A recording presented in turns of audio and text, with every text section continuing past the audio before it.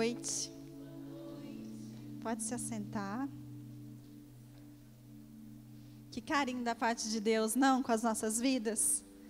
Nos chamar nesses dias, num ano tão profético, um ano em que Ele nos diz que vai trazer à existência coisas que já existem no invisível.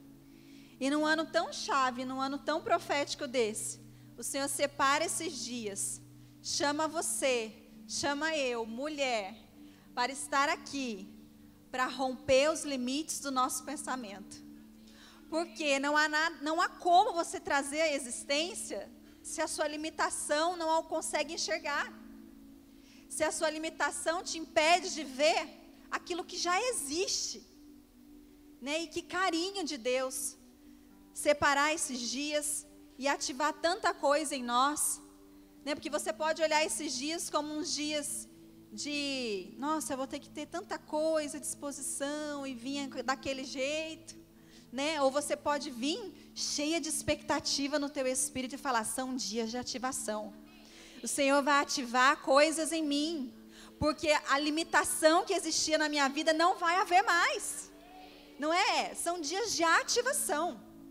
São dias de rompimento, são dias do Senhor entregar ferramentas na nossa vida, porque todas nós enfrentamos e passamos por muitas limitações. O medo, a história, rejeição, orfandade, religião, miséria. Não é assim? Nós temos tantas limitações, existem tantas coisas que nos impedem de ver além, de trazer à existência o sonho de Deus para as nossas vidas. E esses dias Ele falou, eu separei esses dias, eu trouxe vocês aqui para romper com todo limite, com toda barreira. Amém? Então eu quero que você profetize e fale assim para a pessoa que está aí do seu lado. Fala assim, não há mais limites. Milite, de lutar. Milite contra o seu limite. Ficou confuso? Milite, vai de novo então, vai, a Raquel está falando, repete. Milite contra o seu limite. Amém? Dias de você militar, você guerrear, você destruir os seus limites. Então comece esse dia, comece essa conferência, esse congresso militando. Milite contra o seu limite. Amém? E na sexta-feira, quem estava aqui na sexta-feira passada no culto que nós tivemos, de mulheres? Olha, bastante gente não estava, né? Mas foi um culto super especial, um culto preparado por Deus, um culto que nós também fomos desconstruídas em muitas coisas. Um culto que a gente chorou bastante, né?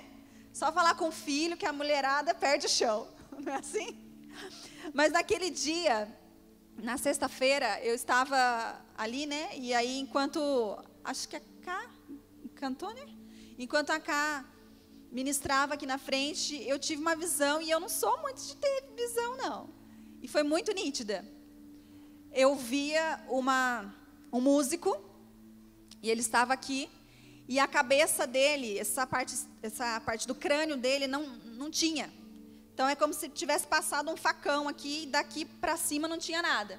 Então era uma cabeça, um crânio aberto, e dela eu fui seguindo, porque dela saiu uma luz bem densa, bem densa, e ia até o céu. E o Senhor me disse assim, não há mais limites para que elas acessem a minha mente. Não há mais empecilho, não há mais obstáculo. A minha mente agora é a mente delas. E aí o Senhor me fez lembrar daquele texto que Isaías fala bastante, é bem conhecido, né? Que os meus pensamentos não são os seus pensamentos, nem os meus caminhos, os seus, porque os meus pensamentos são maiores do que os seus pensamentos, e os meus caminhos maiores do que os seus caminhos. Quem lembra desse texto? E aí Deus me disse exatamente isso. No antigo pacto, os meus pensamentos eram maiores do que os seus. No antigo pacto, os seus pensamentos eram menores. Mas agora nós vivemos no novo pacto, e no novo pacto Ele fala, vocês têm a minha mente, vocês têm a mente de Cristo. Então agora não há mais limitação, e é exatamente isso que o Senhor me trouxe e me mostrou.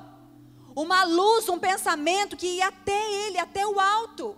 E falava, não há mais obstáculos, não há mais empecilhos, elas têm a minha mente. E eu creio que é isso que o Senhor vai construir nesses dias em nós. Eu creio que nos últimos dias nós sairemos daqui renovadas, desconstruídas, construídas novamente, mas com a mente de Cristo. Porque hoje nós vivemos a verdade do novo pacto. Então você possui a mente de Cristo. E não aceite nada menor do que isso. Não aceite nada menor do que isso. Lá em 2 Coríntios, no capítulo 10, no versículo 5, você nem precisa abrir. Fala assim, destruímos argumentos e toda pretensão que se levanta contra o conhecimento de Deus. E levamos cativo todo pensamento para torná-lo obediente a Cristo. Coloque a sua mão na sua mente. E eu quero que você, juntamente comigo, ore e você profetize sobre a sua mente, sobre os seus pensamentos. E fale assim, eu tenho a mente de Cristo. Eu me levanto e eu destruo qualquer conhecimento que possa ir contra o conhecimento de Cristo. E eu levo cativo todos os meus pensamentos à tua obediência. Amém. Amém.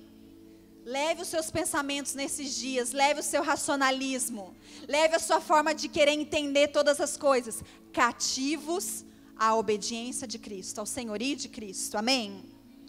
E quando nós entendemos isso, que a mente de Cristo, que nós carregamos a mente de Cristo, aí as desculpas caem, né? Porque a mente de Cristo é justa, a mente de Cristo é paz.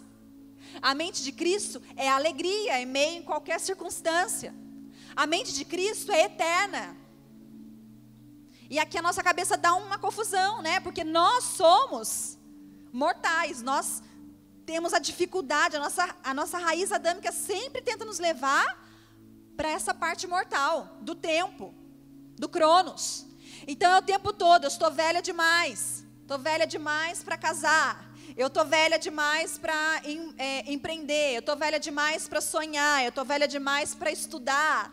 Não é? Nós vemos aí aqui 20 anos atrás do cumprimento de uma palavra profética. Pessoas que não conseguem virar a página, pessoas rancorosas, pessoas amarradas, paralisadas no seu passado. Fala assim, a mente de Cristo é eterna.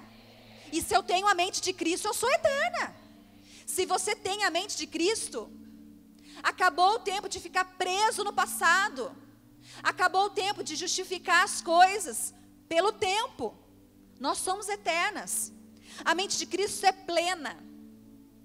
E sabe que essa palavra é uma construção de muita gente. Muita gente construiu essa palavra comigo. E eu estava conversando com a apóstola Leila na terça-feira, e ela falou uma coisa tão simples, mas tão reveladora, que a gente nunca pensa, né? Ela falou assim, a plenitude somos nós que medimos. Cada um tem uma referência de plenitude. Não é assim? Pessoas acham assim, quando eu for magra, eu vou ser plena. Né? Eu preciso perder uns quilinhos. Quando essa barriguinha aqui sair, eu vou estar plena. Quando eu me casar, eu vou ser plena. Quando eu for mãe, eu vou ser plena. Nós, humanamente, estamos sempre buscando alguma coisa para sermos plenas. Mas a mente de Cristo é plena.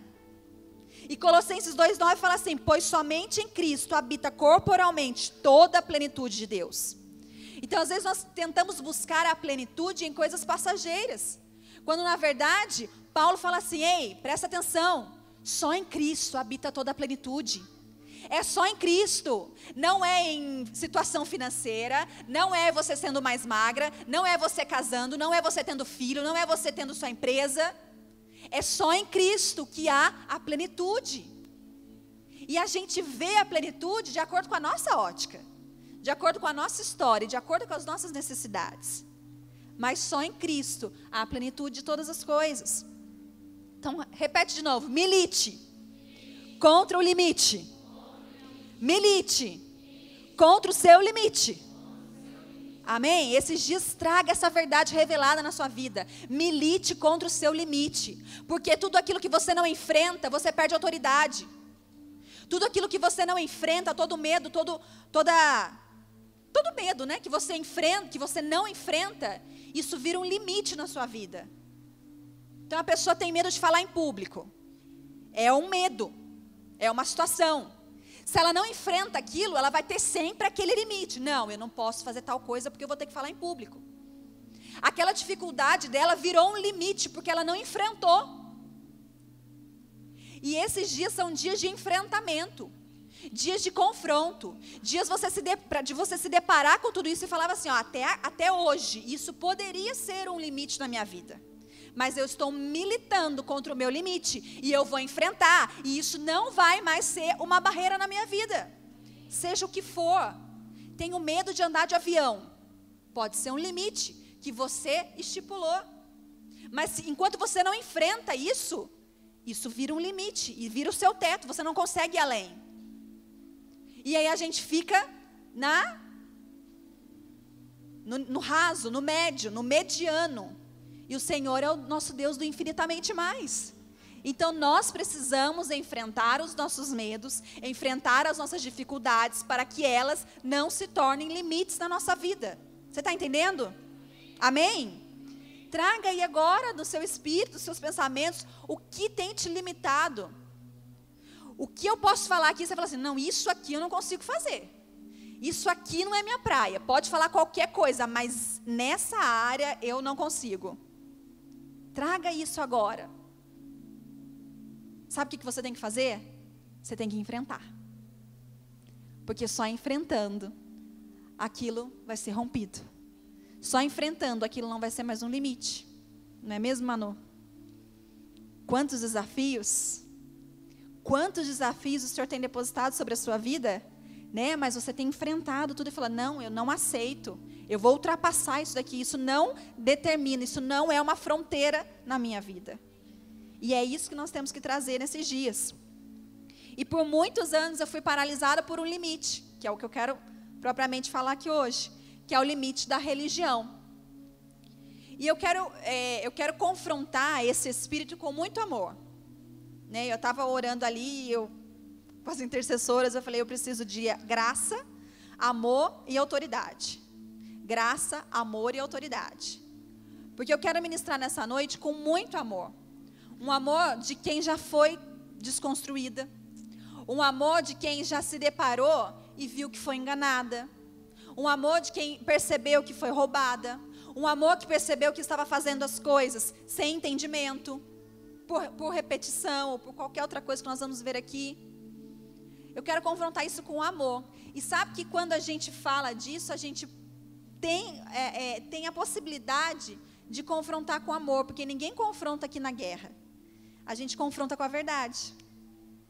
Né? E quando a verdade é apresentada, você pode confrontar aquilo com amor. Ninguém está guerreando nada. Amém?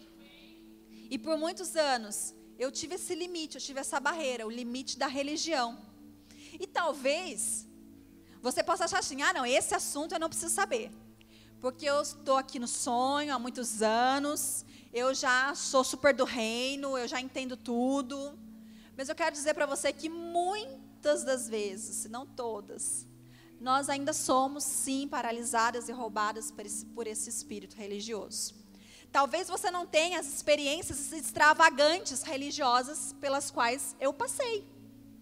Né? Você talvez não tenha tido dificuldade em usar uma calça comprida, como eu tive. Você talvez não teve dificuldade em furar a orelha, usar um brinco. Talvez você não teve dificuldade de pintar suas unhas. Talvez você não teve dificuldade em cortar o seu cabelo. Talvez você sempre frequentou uma igreja, uma adoração muito viva e não tinha nenhuma dificuldade com bateria, com bater palmas. Extravagâncias que eu passei, eu senti. Só que quando a gente fala de espírito religioso, a gente tem a sensação que é só isso.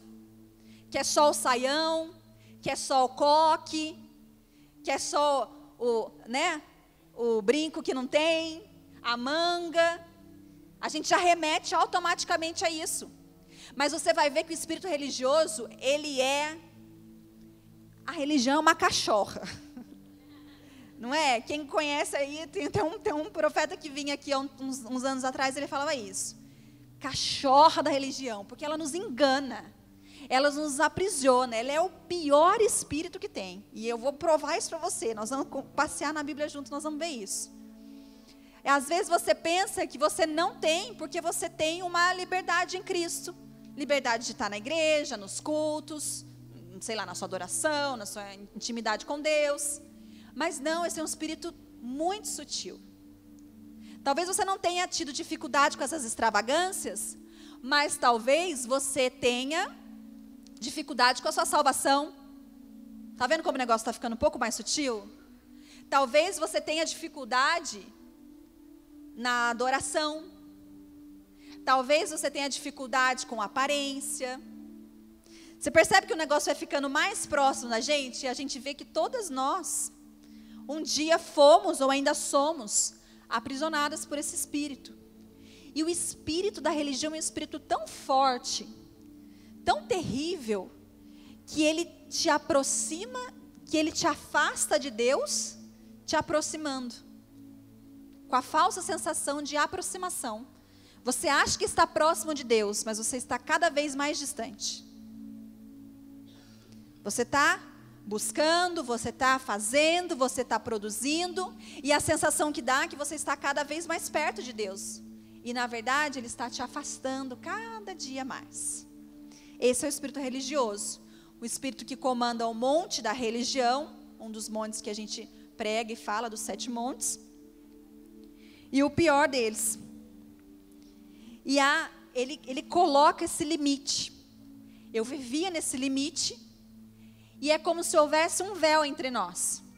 Como se eu nunca conseguisse acessar Cristo na plenitude. Como se eu nunca conseguisse vê-lo como meu pai, como meu tudo, meu amigo. Muitas das vezes nós não ministrávamos ao Espírito Santo, era só Jesus. Então, para você ter uma ideia, eu nem falava tanto do Espírito Santo, eu nem tinha muita certeza e convicção de como ele era, o que ele fazia, qual era a função. E havia um véu. Você imagina alguém que vive assim o tempo todo, ela não consegue viver na totalidade, ela não tem caminho, ela não tem espaço aberto. E havia assim esse véu entre nós. Agora, abre a Bíblia, por favor. Agora eu quero que você abra, por favor, em Êxodo, no capítulo 26. Êxodo, capítulo 26, versículo 30 a 33. Êxodo 26, 30 a 33, está lá já. Então levantarás o tabernáculo conforme ao modelo que te foi mostrado no monte. Depois farás um véu. Repete comigo, um véu.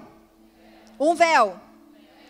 Depois farás um véu de azul e púrpura e carmesim e de linho fino torcido, com querubins de obra-prima se fará. E colocá-lo-ás sobre 4 colunas de madeira de acácia, cobertas de ouro. Seus colchetes serão de ouro, sobre 4 bases de prata. Pendurarás o véu debaixo dos colchetes e porás a arca do testemunho ali dentro do véu. E este véu, preste atenção, e este véu vos fará separação entre o santuário e o lugar santíssimo. O véu mostrava uma triste realidade. A separação entre o homem e Deus. O véu mostrava uma triste e verdadeira realidade. O homem era um pecador e não havia um caminho legal para que ele pudesse se achegar a Deus. Havia um véu onde fazia essa separação entre santuário e lugar santíssimo. Fazia-se necessário sacrifícios para poder entrar nessa presença, entrar nesse lugar santíssimo. Sacrifício de bodes, sacrifício de novilhos. Havia uma maneira, a pessoa tinha que estar purificada. Havia um tempo para entrar na presença de Deus, uma vez ao ano. Havia um ministério para se acessar a presença de Deus, apenas os sumos sacerdotes. E aqui que eu quero entrar com você, havia um sexo, um gênero para se adentrar à presença de Deus. Só os homens. Purificado, uma vez ao ano, sumo sacerdote, homem. Esses eram os pré-requisitos para que ele tivesse acesso à presença de Deus. E se você estudar um pouquinho o livro de Êxodo, ele é muito detalhista. Mas não era de qualquer forma. Esse sacerdote entrava e amarrava-se uma corda na perna dele, né? E ele entrava com essa corda e um sininho na corda. E se na hora que ele entrasse, ele tivesse com algum tipo de pecado, ele caía morto na hora. E ninguém podia entrar para poder pegá-lo. As pessoas pegavam e puxavam-o pela cordinha e vinha o corpo. Você está entendendo quanto véu, quanto impedimento, quanto formato para se ter acesso à presença de Deus? Quanto pré-requisito, quanta religião, quanta lei na época. E eu posso dizer, e você também pode concluir isso comigo, que você concorda que o máximo que uma mulher, por exemplo, que já acaba com tudo, ela pode ser sacerdote, ela pode estar purificada, ela pode ser uma vez no ano, mas ela é mulher, não importa. O máximo de mais próximo que essa mulher pudesse chegar da presença de Deus era o véu. O máximo que ela pudesse ser, que ela pudesse se achegar à presença de Deus, era chegar pertinho do véu e pôr a mão. Esse era o limite. Essa era a barreira. Havia um limite religioso para que ela acessasse a plenitude de Cristo. Havia uma barreira, havia um véu. E quando a gente fala véu, e eu fui pesquisar, eu também achava isso. A gente pensa véu, a gente pensa aqueles véuzinhos, né, de organza. Né? É a primeira coisa que vem na minha cabeça, aqueles véuzinhos que até bate o ventilador e balança. Não. O véu, historiadores dizem que esse véu, ele media mais ou menos 18 metros de altura. Era um véu muito alto. E além de ser muito alto, era um véu com a espessura de 12 centímetros. Então era um véu alto e grosso, ou seja, era uma muralha. Intransponível.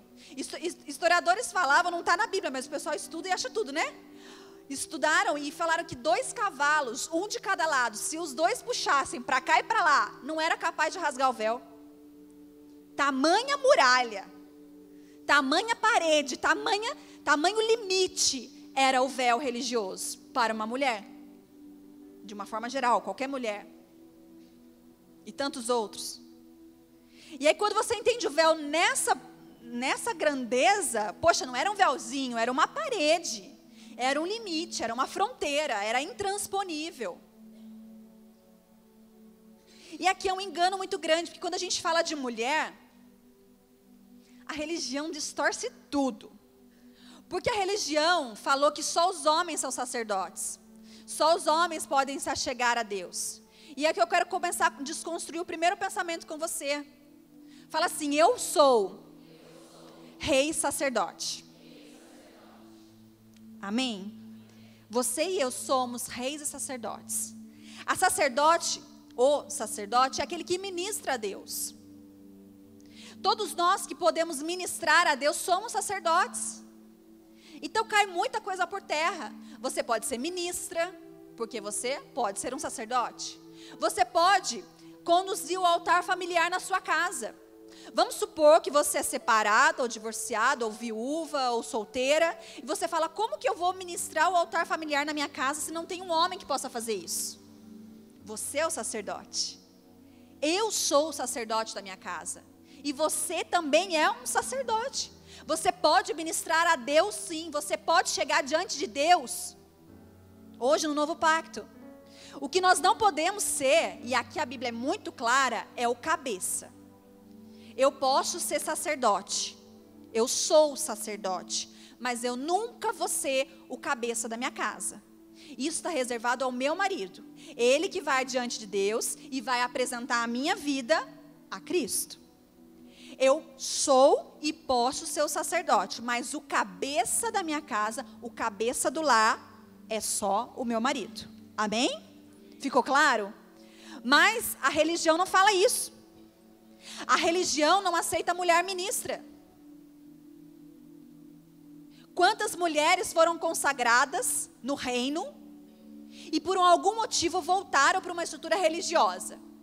Quando se volta para essa estrutura religiosa, a religião não reconhece o azeite que foi derramado na cabeça dela. E ela volta como ou diaconisa, ou um apoio, mas nunca é reconhecido o ministério dela. Mas a mulher é sacerdote, a mulher ministra a Deus. Paulo fala que no novo pacto não há mais homem, não há mais mulher, não há mais gentio, judeu, não há mais separação. Para nós, para Deus, nós somos todos iguais.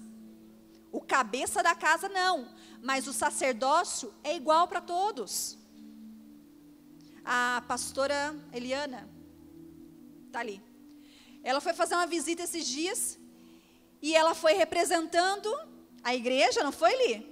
Com o apóstolo Eli, com o pastor Hugo, mais alguns outros ministros homens. E uma mulher chegou nela e ficou inconformada. Ela falou assim: o que você é? Ela falou: eu sou pastora e eu vim aqui para ministrar, né? E a mulher não conseguiu entender. Como assim ela é pastora? Ela falou: não, você então é casada com algum deles. Não, eu não sou casada com algum deles. O meu marido está em casa, cuidando das minhas 3 filhas, enquanto eu estou aqui. E a mulher surtou. Como assim? Como assim? Você é ministra, você é pastora, você não é casada com nenhum deles, e o seu marido ainda está em casa cuidando das 3 filhas. Deu uma surtada, porque a religião não entende o sacerdócio. O sacerdócio é para todas, amém? O sacerdócio é para todas nós. Apocalipse 1 fala: nós somos reis e sacerdotes. Nós somos chamadas para sermos reis e sacerdotes. Mas voltando ao véu, né? Voltando ao véu. Agora lá em Mateus 27, abre para mim, Mateus 27, Mateus capítulo 27, versículos 50 e 51. Mateus 27, 50 e 51. Você lembra do véu? 18 metros de altura, 12 centímetros de espessura. Uma barreira, uma parede, uma fronteira, um limite. Mateus 27, 50 e 51. E Jesus, clamando outra vez com grande voz, rendeu o espírito, e eis que o véu do templo se rasgou em 2, de alto a baixo, e tremeu a terra, e fenderam-se as pedras. Eu vou ler novamente: e eis que o véu do templo se rasgou. Fala comigo: o véu do templo se rasgou. De novo: o véu do templo se rasgou. O véu do templo se rasgou em 2, de alto a baixo. A terra tremeu e fenderam-se as pedras. Algo muito violento, algo muito poderoso aconteceu nessa hora. Aqui é a morte, a crucificação de Cristo. O seu espírito se rende e o véu rasgou de alto a baixo em 2. Mas aqui eu quero que você visualize isso muito além do que esse véu que nós falamos aqui agora. Algo sobrenatural aconteceu.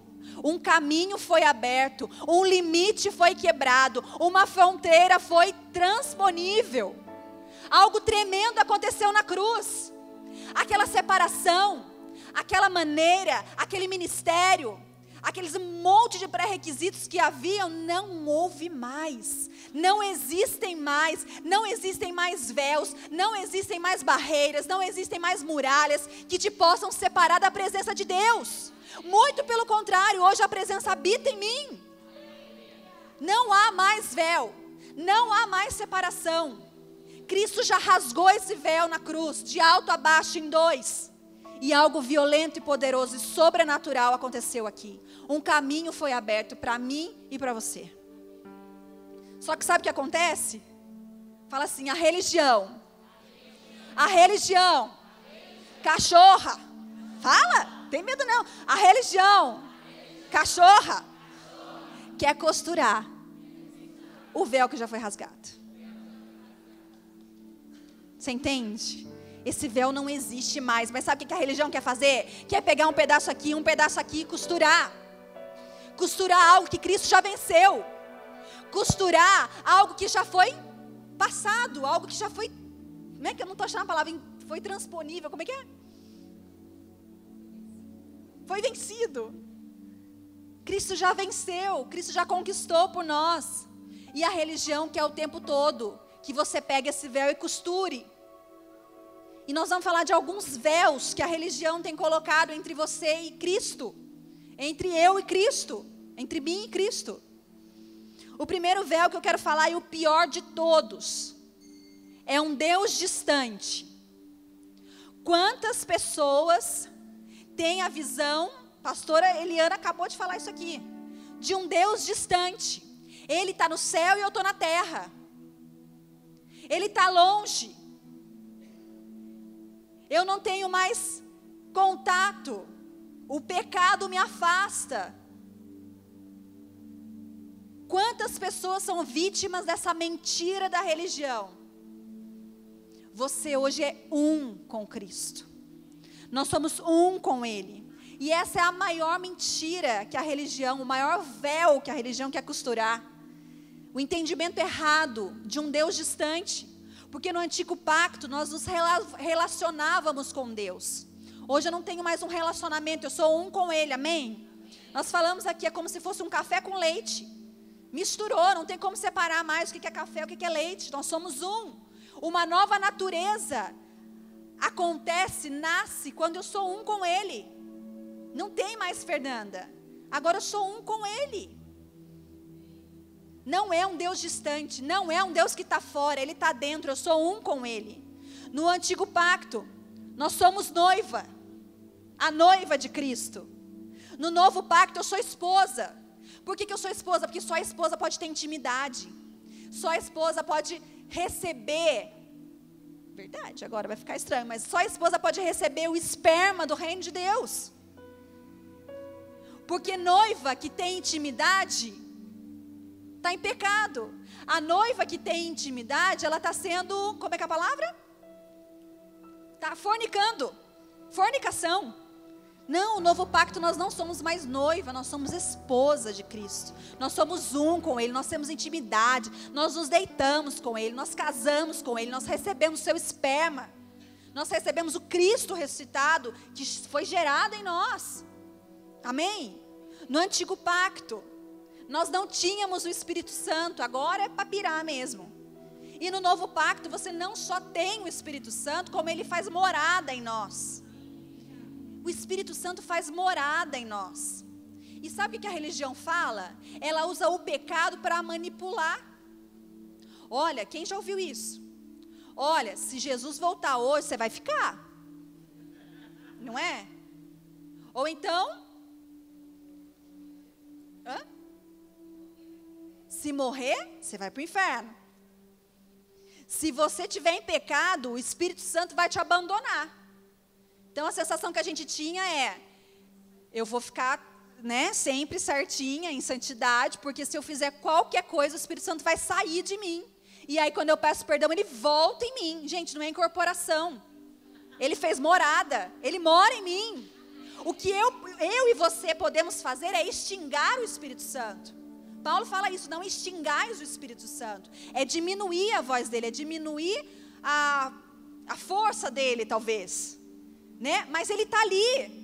Sabe por que ele está ali? Porque a mesma Bíblia fala que o Espírito Santo nos convence do quê? Do pecado, da justiça e do juízo. Então você concorda que se ele me convence do pecado, eu tenho que estar numa situação de pecado para ele me convencer? Então, ele não sai com o pecado. O Espírito Santo fez morada em mim. O Espírito Santo está sempre comigo. A salvação, outra mentira. A salvação é para sempre. Nossa, onde você leu isso? Romanos 10, 9. Se você abrir Romanos 10, 9, fala, se creres com seu coração e confessares com a sua boca, será salvo. O único pré-requisito da salvação é crer com o seu coração e confessar com a sua boca, mais nada. Se eu encontrar com uma prostituta e falar assim, você quer aceitar Cristo, você creu no coração, eu criei. Confessa com a sua boca comigo, eu confessei, ela está salva. Mesmo que amanhã ela volte a fazer as mesmas coisas. A salvação ela tem, o que ela não tem é a plenitude de vida. A salvação ela tem, o que ela não tem é a plenitude em vida. Quer ver, eu vou te dar um exemplo que vai ficar mais fácil, que eu sempre dou no discipulado. A Sibeli está aí, vai ouvir de novo. É como se eu tivesse uma Ferrari. Eu tenho uma Ferrari na minha casa, na minha garagem, novinha. E essa pessoa também tem. Só que eu posso andar de Ferrari, eu tenho habilitação, eu posso dar carona, eu posso viajar. E ela tem a Ferrari, mas ela não usufrui dessa Ferrari. ela não experimenta da plenitude, da totalidade que é ter uma Ferrari na sua garagem. A salvação já foi dada. Se creres no seu coração e confessares com a sua boca, será salvo. Agora, o que ela não tem acesso é a plenitude de vida, a paz de espírito que eu e você temos. É deitar de noite e mesmo fora, estando um caos, eu sei que está tudo bem, porque eu vivo a plenitude. Eu vivo a plenitude em vida, eu não estou esperando Jesus voltar e eu morar no céu para eu ser feliz e plena lá no céu. Eu já sou plena aqui na terra, porque eu faço uso disso, você está entendendo? A gente não está querendo desmerecer a salvação, não é isso, a salvação é muito presente, é um dom, né? É uma graça, não é merecimento. Mas a salvação é o ponto de partida.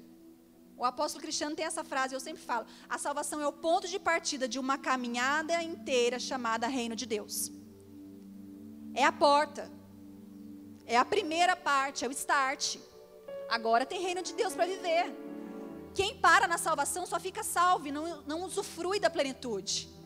Quem continua tem essa paz de espírito, tem plenitude, tem Deus falando o tempo todo, tem Deus livrando o tempo todo, tem justiça, tem paz, tem alegria, não é? Isso é a plenitude que eu e você portamos. Então o Espírito Santo ele fez morada em nós, ele não sai. E a salvação, o único pré-requisito é crer e confessar. Fala assim para a pessoa que está aí do seu lado, fala assim, não costura o véu não. Não é não? Costura não, já está rasgado, já está livre, já tem caminho aberto, você está querendo costurar o véu? Costura não. Sabe por que a gente não se conforma com essas coisas? A gente fala esse assunto, fica um cri-cri na igreja, né? Sabe por que você não se conforma, por exemplo, com esse assunto aí de salvação? Sabe por quê? Porque você acha que você merece mais do que ela. A gente não se conforma, fica esse burburinho na igreja, quando a gente fala, por exemplo, da salvação, porque a gente acha que a gente merece mais do que a prostituta que também aceitou a Cristo e também vai morar no céu. Porque a gente sempre acha que é por mérito e não por graça. Quanto mais eu fizer, mais perto de Deus eu estou, melhor eu estou. Quanto mais eu orar, quanto mais eu jejuar, quanto mais no monte eu for, o ministério vai me dar um degrauzinho a mais. A gente não se conforma, que não é pelo que você faz, é pelo que Ele já fez. Então não tem nada que você possa fazer. É verdade isso, e preste atenção. Não tem nada do que você possa fazer que possa te aproximar de Deus. Ele já fez. E você está aí costurando o véu. Ele já fez o que tinha que ter feito e nós estamos costurando o véu o tempo inteiro. Mateus, você não precisa abrir, mas Mateus 20 tem uma parábola que a Zelinda falou uma vez, ministrou num retiro de mulheres e para mim foi uma chave, né? Como todos os retiros têm as chaves. Mas Mateus 20 conta aquela parábola do trabalhador. Um chegou às 8 ou 9, não me lembro agora, às 9, outra meio-dia e outra às 5. E quando o Senhor voltou para poder pagar, ele pagou todo mundo igual. E o cara que estava trabalhando desde as 9 falou assim, poxa, por que eu recebi a mesma coisa do cara que chegou às 5? Se eu estou aqui há mais tempo, se eu estou aqui trabalhando muito mais do que ele, por que eu ganhei a mesma coisa? E aí o Senhor fala assim, peraí, você está com inveja da minha generosidade? E o reino é assim. A gente quer o tempo todo falar assim, por que a Cibele acabou de chegar na igreja e já tem as coisas, já Deus já fala com ela e tem visão e tem isso, e eu estou aqui há tanto tempo, Deus não faz nada? A nossa recompensa agora está igual? Poxa, eu sou cristã desde sempre, nasci em berço evangélico, nunca me desviei, nunca fiz nada de errado, e agora na recompensa Deus paga igual para mim e para ela? Fala assim, isso é graça. Isso é graça. A gente tem dificuldade com a graça, mas Ele não tem. A graça iguala a todo mundo, não importa se você chegou hoje ou se você chegou há 15 anos atrás. O que importa é o seu coração. E quando Ele vê isso, Ele paga igual para todo mundo, a recompensa é igual para todo mundo. Mas a gente não se conforma, você está entendendo? A gente ainda está preso, por que a prostituta vai morar no céu e eu também? Se eu estou fazendo tudo certo, a gente tem a sensação de que porque a gente está na igreja, a gente está perdendo alguma coisa. Pagando um preço. Poxa vida, né? Estou na igreja. Como se isso fosse ruim. né? Estou pagando o preço de vir na igreja e ela está lá fazendo os pecados dela, no bem bom, e eu estou aqui pagando o preço e a gente vai para o mesmo lugar? E não é, porque a gente o tempo todo acha que é por mérito e não por graça. Não é por mérito, não há nada que você possa fazer que te aproxime mais de Cristo. Ele já fez tudo. Tudo, salvação, santidade, dons. Eu lembro quando eu cheguei aqui nessa casa 11 anos atrás, um pouquinho antes, uns 10 anos atrás, eu fui discipulado por muita gente, graças a Deus por isso. E uma discipuladora que era assim, intenso, manhã, tarde e noite, era a profeta Camila, a gente trabalhava junto. E aí teve um dia que a gente estava conversando e ela falou de dons, e ela falou de falar em línguas, variedade de línguas. Ela falou assim, não, mas o dom é para sempre. Eu falei, o quê? Eu não tenho que sentir nada para falar em línguas? Eu não tenho que ter uma adoração, aí não tenho que sentir alguma coisinha para falar em línguas? E eu não entendi, eu vim aqui no culto, e ela desse jeitão dela, como ela fez hoje, você que fala em línguas, fala em línguas comigo. Aí eu falo, gente, eu não estou sentindo nada. Como é que eu vou falar em línguas se eu não estou sentindo nada?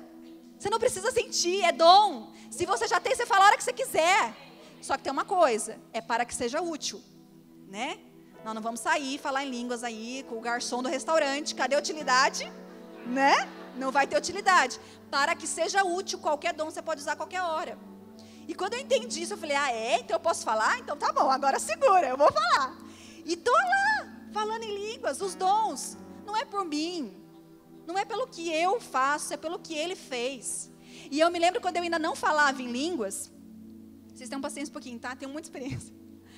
E aí eu estava um dia num retiro de jovens, que era um ambiente propício, que dava para você falar em línguas, né? Dava para Deus te batizar naquele dia.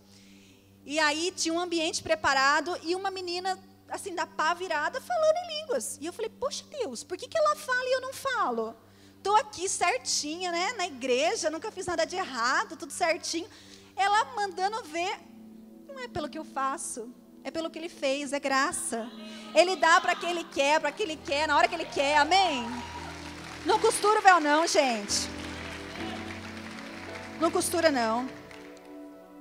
Isso aí, ó, fala assim, é ativismo religioso. Outro véu. Abra sua Bíblia aí, Isaías capítulo 1. Esse é duro, hein? Isaías capítulo 1. Do 11 ao 20. Isaías 1, 11 a 20. O Senhor diz, eu não quero todos esses sacrifícios que vocês me oferecem. Estou farto de bodes, de animais gordos queimados no altar. Estou enjoado do sangue de touros novos. Não quero mais carneiros e nem cabritos. Quando vocês vêm até a minha presença, quem foi que pediu todo esse corre-corre no pátio? Não adianta nada me trazerem ofertas. Eu odeio. Gente, é Deus falando, tá? Não sou eu não. Eu odeio o incenso que vocês queimam. Não suporto as festas da lua nova, os sábados, as outras festas religiosas, pois o pecado de vocês estragam tudo isso. Repete comigo, o pecado de vocês estraga tudo isso. As festas da lua nova e os outros dias santos me enchem de nojo. Eu já estou cansado de suportá-los. Quando vocês levantarem as mãos para orar, eu não olharei. Ainda que orem muito, eu não os ouvirei, pois os crimes mancharam as mãos de vocês. Lavem-se, purifiquem-se. Não quero mais ver as suas maldades. Parem de fazer o que é mal e aprendam a fazer o que é bom. Tratem os outros com justiça, socorram os que são explorados, defendam os direitos dos órfãos e protejam viúvas. O Senhor Deus diz, venham para cá, vamos discutir esse assunto.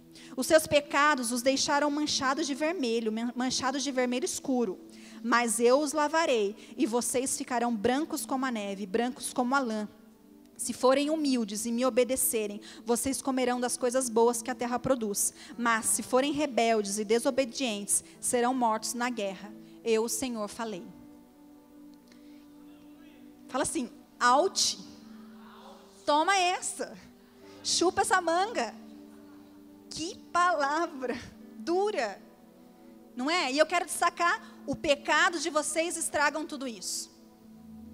Não é que Deus não gostava da festa, do incenso, da oferta, não era isso. O que Deus não gostava era a motivação. Ele falou assim, o pecado de vocês estragam tudo isso que vocês estão fazendo. Não é que Deus não gosta da adoração, Ele ama quando você adora. O que Ele não gosta é quando você vem subir com a motivação errada. Isso dá nojo em Deus. E nem precisa subir, aí embaixo. Não é que Ele não gosta que você levante a mão, não é isso. O que Ele não gosta é da motivação que você faz quando levanta a sua mão. Isso dá nojo em Deus.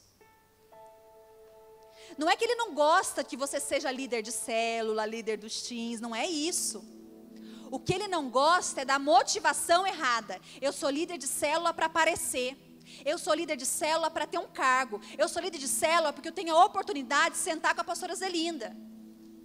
É isso que Deus tem nojo. É isso que Deus não aguenta mais.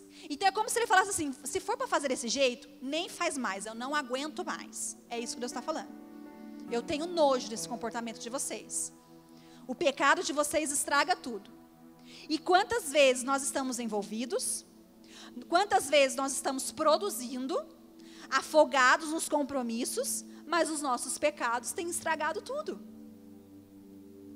Vou te falar uma coisa com muito amor.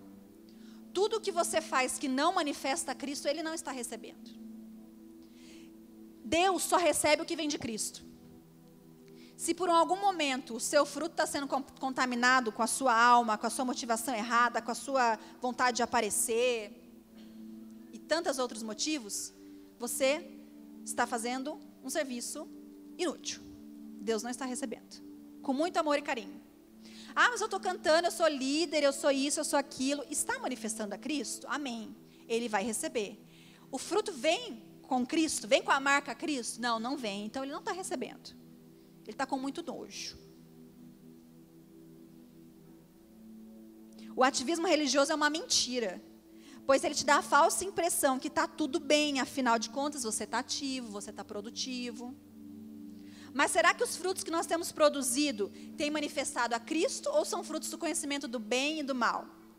Nós já vimos isso aqui no Congresso de Mulheres. As duas árvorezinhas, quem lembra? O fruto do conhecimento, o fruto da árvore do conhecimento do bem e do mal era o fruto proibido, mas perceba que ele também dava frutos bons, porque era fruto do conhecimento do bem e do mal. Então, às vezes, o que você está fazendo é bom. É bom, poxa vida, eu abri a minha casa, eu recebi uma célula, fiz um favor para a pastora Zelinda, é bom, estou participando. Mas você está na árvore errada. Você está na árvore daquela que manifesta os frutos do conhecimento do bem e do mal, não que manifestam a Cristo. Então, se você tiver atividade que não manifestem a Cristo, isso é ativismo religioso, é vazio, não funciona para nada e dá nojo em Deus. Quer ver um exemplo? Tem cargo na igreja, tem função, o que você quiser, e tem ministério, mas é fofoqueiro. Reclama, passa para um, passa para outro. Ativismo religioso, o seu cargo não está servindo de nada. Tem cargo na igreja, mas vem com esse tipo, olha, veja bem, com esse tipo de conselho. Olha, fulano, você chegou na igreja agora, vai mais devagar, viu? As coisas na igreja não são assim, não precisa mergulhar tanto. Ativismo religioso. Tem cargo, mas é infiel no dízimo, que é o mais básico de tudo. Nós nem estamos falando de primícia, de oferta, no dízimo. Tem função, tem ativismo, mas é infiel no dízimo. Tem cargo, mas é desleal à paternidade, desleal aos líderes, apóstolo Hélio, apóstola Leila. Tem cargo, tem função, ou nem função, gente, você vem muito no culto, já está contando. Mas está afundado em pornografia. Afundado na pornografia. Mas mulher tem. Mulher tem problema com promiscuidade, sim. E às vezes tem cargo, tem função, está abrindo a sua casa para célula.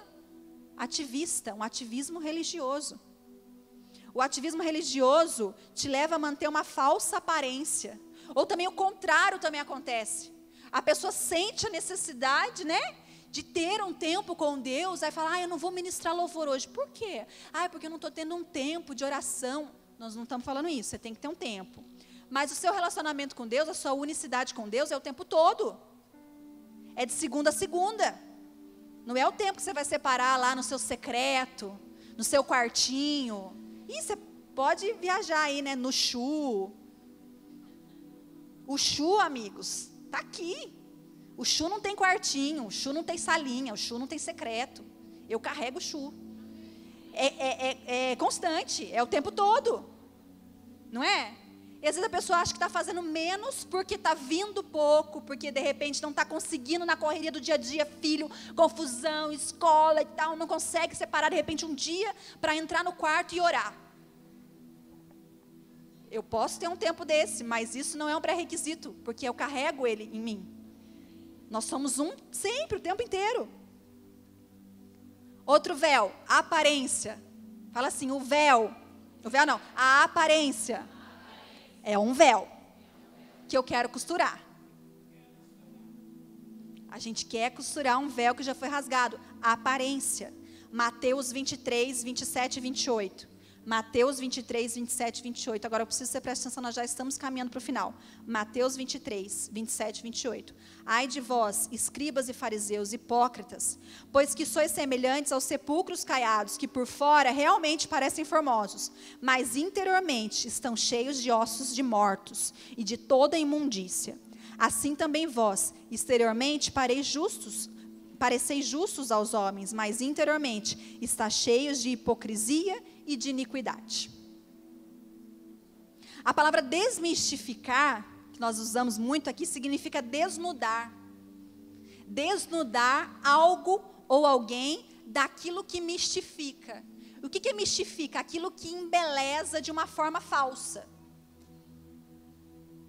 E a religião atua exatamente assim. Ela te apresenta uma roupagem bonita, uma aparência bonita, um exterior bonito, quando na verdade por dentro já está morto, por dentro está fedendo, por dentro são ossos de mortos, imundícia, iniquidade, hipocrisia, mas por fora está lindo, né? A Leila falaria aquela, né? Por fora, bela viola, por dentro, pão bolorento, né? Ela sempre fala isso. Né? E esse véu é muito comum em nós mulheres, porque nós somos cobradas o tempo inteiro. Você já percebeu? A gente é cobrada de tudo o tempo inteiro, e nem tudo a gente dá conta. Aí o que a gente faz? Deixa eu pôr uma maquiagem aqui, deixa eu pôr uma roupagem bonita, deixa eu pôr um sorriso no rosto e participar dos cultos, porque as pessoas precisam ver que eu estou bem. Afinal de contas, eu tenho uma célula na minha casa. Afinal de contas, eu sou ministra. Nossa, se eu for lá na frente, nessa ministração, o que a igreja vai pensar de mim? Uma pastora recebendo a oração nesse assunto?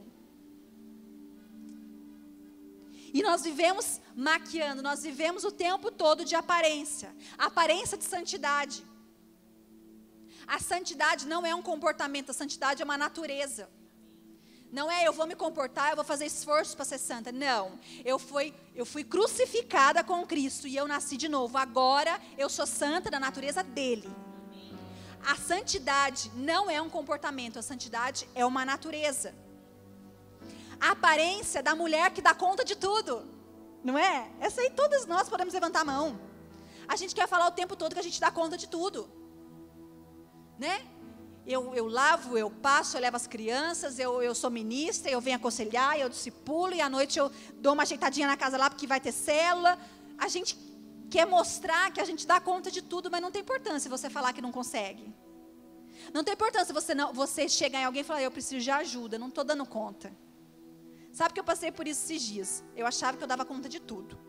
Até que eu cheguei na Manu e falei, Manu, eu não estou dando conta da minha casa. Você conhece alguém que poderia me ajudar? Conheço, maravilhosa, e não sei o quê. Foi um alívio na minha vida. Dona Eliana, não sei se ela está aqui, um alívio na minha vida.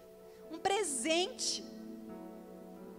Porque a gente acha que está dando conta de tudo. Não tem problema você pedir ajuda.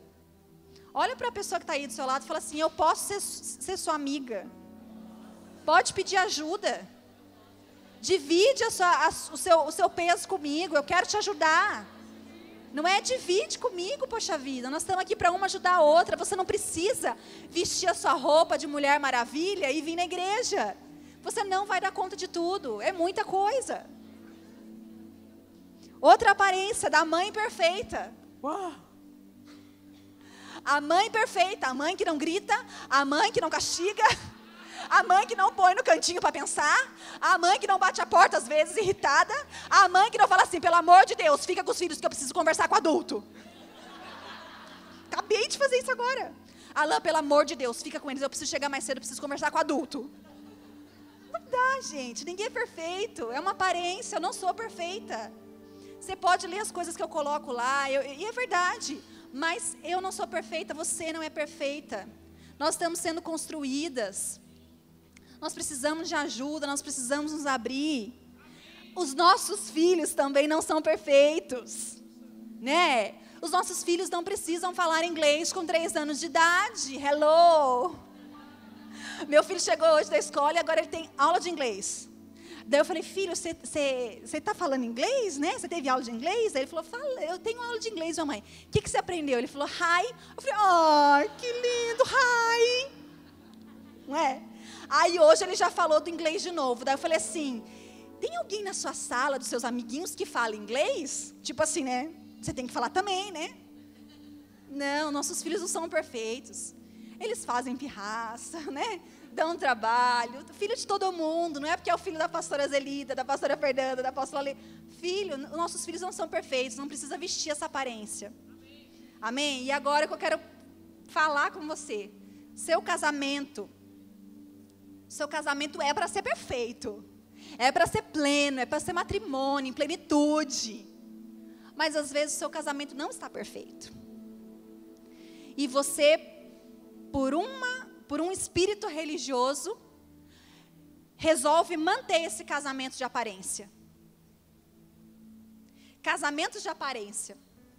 Você sabe que um ministro esses dias falou uma frase, ele falou assim, prefiro uma mulher divorciada e curada, do que uma mulher casada morta. É forte falar isso, mas existem muitas coisas que a igreja precisa desconstruir. Quantas mulheres carregando um fardo de casamento, um casamento onde ela é oprimida, um casamento onde ela é maltratada, um casamento onde ela é violentada, em nome da religião. Em nome da religião, mulheres têm sofrido. Em nome da religião, mulheres estão mortas nas suas casas, mulheres estão mortas no banco da igreja, mulheres estão mortas na adoração, mulheres estão mortas tocando, mulheres estão mortas na célula, sustentando uma aparência de um casamento perfeito, porque a religião pediu isso. Afinal, a religião abomina o divórcio. E originalmente a palavra divórcio não significa divórcio, significa repúdio. Deus abomina o repúdio, não o divórcio. Mulheres cansadas, mulheres oprimidas, mulheres mortas, mas sustentando uma estrutura de sucesso, uma aparência de um casamento perfeito, para não se exporem. Afinal, o que vão pensar de mim? Casada há tanto tempo. Afinal, eu sou uma ministra. Afinal, eu tenho cargo. Afinal, eu tenho uma vida, eu tenho uma imagem a zelar. Como que eu vou abrir uma coisa dessa? Como que eu vou abrir uma dificuldade dessa? E pessoas sustentando casamentos por aparência. Mulheres têm sido acusadas. Agora o contrário, né? Mulheres que são acusadas. Porque se libertam dessa opressão dos seus maridos, que não têm exercido a função como esposo. Estão muito distantes da imagem que Deus colocou como um marido deveria ser. A mesma Bíblia fala que a mulher tem que ser submissa ao seu marido, mas submissa não é oprimida. A palavra submissa vem de estar sob a mesma missão, caminhar para o mesmo propósito, ir para a mesma direção. Como que eu vou estar submissa a alguém que não sabe nem que missão está fazendo? Eu serei submissa debaixo de um homem que sabe para onde está indo. Eu andarei junto, mas eu não serei oprimida. Homens têm dado a sua vida às suas esposas como Cristo deu a sua vida. Você morre por ela todos os dias. Você morre para os seus desejos, você morre para as suas convicções. Você morre, você investe, você financia. Você ouve a sua esposa? Aqui eu quero deixar bem claro, nós não estamos indo Nós não estamos sendo a favor de divórcio, pelo amor de Deus. Isso não é legalidade para você ir e se divorciar, não é isso. Nós estamos indo a favor do modelo original. O modelo original, igreja, mulher, Cristo, homem.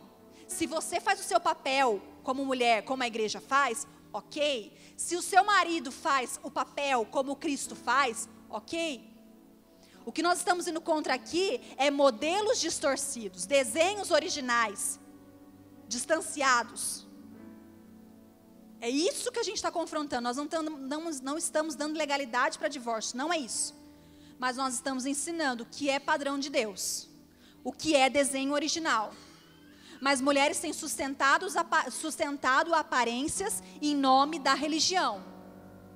Mulheres têm sido acusadas, apedrejadas, violentadas, em nome de uma aparência. Acho que eu posso falar isso público, mas a minha mãe foi uma mulher, falo público porque ela já contou, né? Foi uma mulher que passou por tudo isso, sustentando, porque a religião tinha uma pressão. E agora vai separar? Você vai ser uma adúltera? Deus abomina. E aí viveu maltratada, violentada, oprimida, fugida, ofuscada, com os seus dons e talentos soterrados por um homem opressor. É isso que nós estamos falando. Pessoas que sustentam casamentos mesmo em circunstâncias desse jeito, desse nível. E nós somos maduros aqui para discernir tudo isso. Qual a aparência você tem mantido em nome da sua reputação ou em nome da sua religião? Que aparência você tem mantido? Que roupa você tem colocado todos os dias para vir na igreja? Roupa espiritual, estou falando. Que roupa você tem vestido? Que cara você tem colocado no seu rosto? Que aparência você tem se vestido para vir aos cultos? Uma mentira? Mentira em tudo, mentira da santidade, mentira da mulher, mentira da mãe, mentira com seus filhos, mentira do seu casamento. Isso é religião. Deus não tem isso para mim e para você. Ele tem plenitude em todas as áreas da sua vida. Ele tem plenitude na hora que você vai namorar com seu marido. Ele quer que você sinta prazer, Ele quer que você goste desse momento. Ele quer que seja legal para você também. Você sabia disso? Ninguém aqui está fazendo vontade do outro. Ah, tem que ir, né? Fazer o quê? Não. Ele tem plenitude em todas as áreas da nossa vida. Que mentira você tem sustentado? Que aparência você tem sustentado em nome da sua reputação ou da sua religião? E o quinto véu, e nós já vamos para o final. O quinto véu que eu quero falar é o véu do piloto automático. Como a religião usa desse véu, né? Nós fazemos muita coisa por repetição, sem entendimento e no comodismo, né? Então, quando há 12 anos atrás, numa igreja de estrutura completamente religiosa, eu chegava no culto meia hora antes, ajoelhava e orava. Às vezes não tinha nem assunto direito para falar com Deus, mas eu ajoelhava e orava, afinal todo mundo estava fazendo. E aí, às vezes, acabou a oração e eu não levantava, porque ninguém levantou. O pastor tem que falar, amém, amém, vamos começar o culto. Aí eu levantava. Piloto automático, repetição, sem entendimento, faz porque alguém fez. Quantas de nós fazemos isso? Repetimos as coisas, trazemos rotina do nosso dia a dia para o convívio com Deus. Você quer um exemplo? Todas que trabalham aqui, você trabalha, está cansada, quando você chega em casa, o que você faz? É um momento de descanso, é o momento de eu ser eu mesma, é o momento de eu relaxar, não é isso? A gente está fazendo isso com Deus. A gente vem na igreja, aí parece que a gente está trabalhando, né? Está trabalhando, está servindo, está lá, intacta. Mas quando chega a segunda-feira, você fala, graças a Deus. Aí você vai ser você mesma. Aí você vai ser aquela que reclama, que murmura, que fala palavrão, que chuta tudo. Mentira, piloto automático, aparência, comodismo. Eu não tenho atividades espirituais, eu sou espiritual. Então eu sou espiritual, o que fala isso? Passeando com o meu cachorro. Eu sou espiritual quando eu estou namorando com meu marido, eu sou espiritual. Então eu não tenho atividades espirituais. De segunda a sexta eu não estou espiritual. Aí sábado, domingo eu sou a pessoa espiritual. Não. Eu sou espiritual o tempo todo. Eu nasci de novo. A minha raiz é nova. E a gente vai entrando nesse piloto automático e a gente perde a sensibilidade, a percepção de muitas coisas. E aí a profeta Camila trouxe isso hoje. Que a religião, ela nos faz ela nos castra. Castra que fala, né? Castrar. Ela nos castra em muitas coisas. Por exemplo, nos castra na identidade. Você já imaginou como é triste alguém não saber quem ela é mesma? Quem ela é mesma? A pessoa não se conhece? Eu era assim. Eu já nasci e já fui jogada numa forma religiosa. Então, você vai sair assim, igualzinho todo mundo. E eu fui largada nessa forma. E eu fui castrada na minha identidade. Eu não sabia os meus dons, eu não sabia o talento, eu não sabia no que eu era boa. Eu lembro que a Zelinda ministrou isso muito comigo, por ótica. Veja como Deus te vê, veja como Deus te vê. Eu não conseguia ver, porque eu não conhecia. Pra você ter uma ideia, eu não sabia nem se eu gostava de cabelo curto ou cabelo longo. Porque eu já nasci e eu nunca cortei o cabelo. Meu cabelo sempre foi comprido. Aí, o Senhor nos transiciona, nos traz para o reino e fala assim, agora você vai ver, então você vai raspar a cabeça. Você vai passar por todas as fases do seu cabelo e vai ver se você gosta de cabelo curto ou de cabelo comprido. Nem o meu gosto de roupa, de cabelo, a minha identidade foi completamente perdida. A religião me castrou na minha identidade. A religião castrou o meu chamado. O chamado é desde o ventre eu sou chamada a ser pastora. E como uma mulher vai ser pastora numa estrutura religiosa? Fui castrada, fui formatada, linha de produção, repetição. Eu fui castrada no meu propósito. Propósito, eu nunca ouvi falar essa palavra, juro para vocês, diante de Deus, nunca ouvi falar essa palavra. Só aqui na igreja. Aqui que eu fui conhecer propósito. Eu me importava muito com o quê? Com a minha salvação e no máximo com a salvação da minha família. Propósito, estabelecer, transformar, geração, governo. Nunca. Me castraram no meu propósito. E me castraram na minha fertilidade. Fertilidade espiritual. Eu fui incapaz de gerar alguma coisa de Cristo. Por que eu fui incapaz? Porque eu era noiva e não esposa. Eu não conseguia gerar nenhum fruto de Cristo, porque eu era incapaz de ter intimidade com Deus. Eu fui incapaz de receber a semente do reino. Eu fui incapaz de gerar Cristo em mim, porque eu não tinha intimidade com o meu marido, com Deus. Eu fui castrada na minha fertilidade. Eu me sentia incapaz, eu não sabia quem eu era. Eu tive todas as minhas visões distorcidas por um formato, por um padrão, onde eu fui encaixada desde que eu nasci. Repete assim comigo, há muito trabalho pela frente. Muito trabalho, gente. Muita desconstrução, muita edificação. Né? Então não se sinta alheia nesse tema. Você faz parte disso. Nós somos, sim, religiosas em alguns momentos.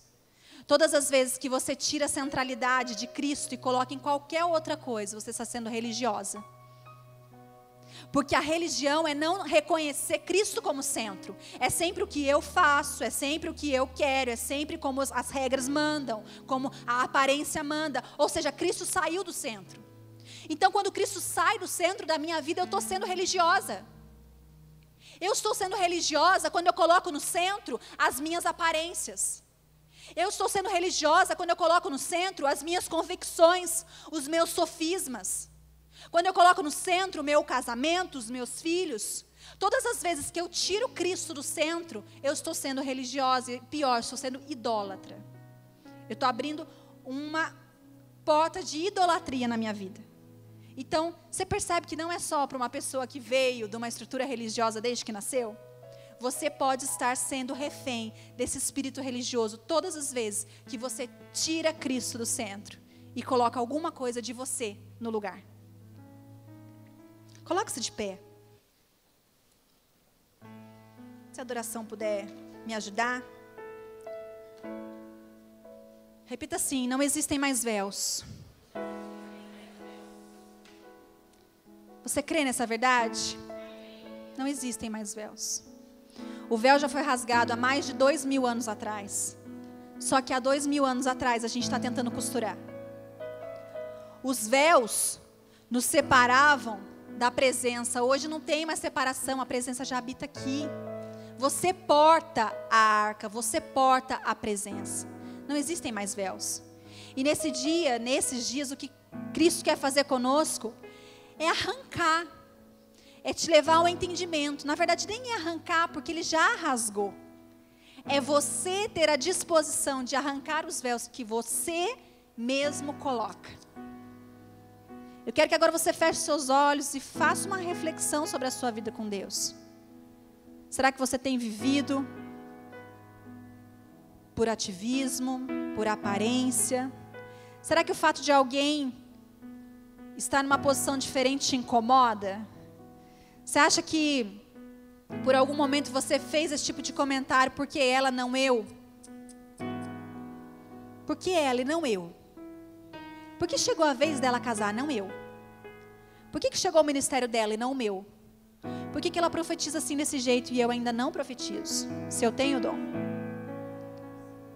Feche os seus olhos e começa a trazer agora o que você tem feito, qual aparência você tem sustentado, qual espírito você tem sustentado em nome de uma reputação, em nome da religião.